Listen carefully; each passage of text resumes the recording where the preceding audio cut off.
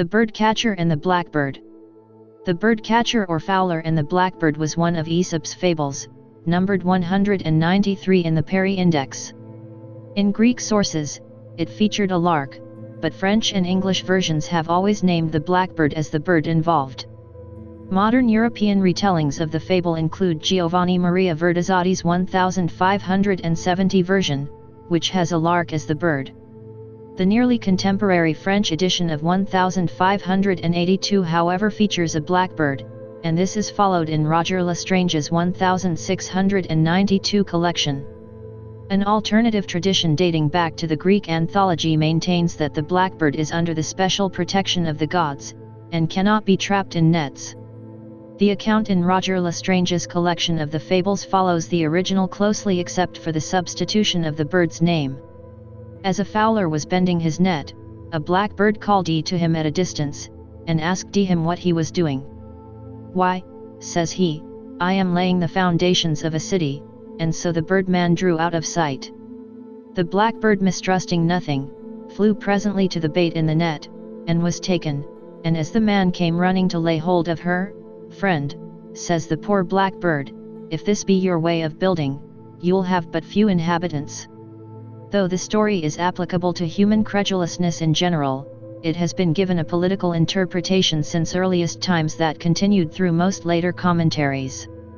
Although this version of the story only existed in Greek sources, one very like it occurs in the Syriac version of the story of Ahikar, which goes back to the time of Aesop. Ahikar has been betrayed by his adoptive son Natan, and among the reproaches for his conduct appears this reference: "A snare was set upon a dunghill, and there came a sparrow and looked at it and said, 'What doest thou here?' And the snare said, 'I am praying to God.' The sparrow said, 'And what is that in thy mouth?' The snare said, 'Bread for guests.' Then the sparrow drew near and took it, and the snare caught him by the neck. And the sparrow said, as he was being shaken, 'If this is thy bread for guests, may the God to whom thou prayest never listen to thy voice.'" A much later Arabic recension begins with the inquisitive sparrow but then makes a lark the victim. This, however, may be evidence of contamination from a Greek source. One of the earliest tellings of the Greek story in another European language was as Fable 31 in Giovanni Maria Verdizotti's 100 Moral Fables. There the story is told of a lark, while a blackbird is the bird named in the nearly contemporary 1582 French edition of Aesop's Fables, remaining so through the following centuries. In English tellings also it is always a blackbird that is named. There is also a traditional tune in the Isle of Man that is called The Fowler and the Blackbird, to which is sung the mysterious ballad "Oh What If the Fowler My Blackbird Has Taken," sometimes ascribed to Charles Dalman.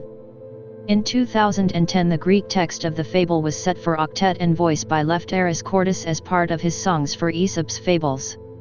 In his History of British Birds, Thomas Buick says that blackbirds readily suffer themselves to be caught with bird lime, nooses and all sorts of snares. In general it was trapped for caging as a songbird rather than for food, but there existed an ancient Greek tradition that the songster was under the special protection of the gods and that nets could not hold it. No less than 3 poems in the Greek anthology preserve this belief.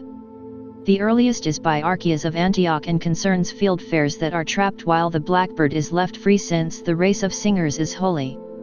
Antipater of Sidon tells of a blackbird and a thrush caught in separate snares, from which the blackbird escapes, since even deaf bird snares feel compassion for singers.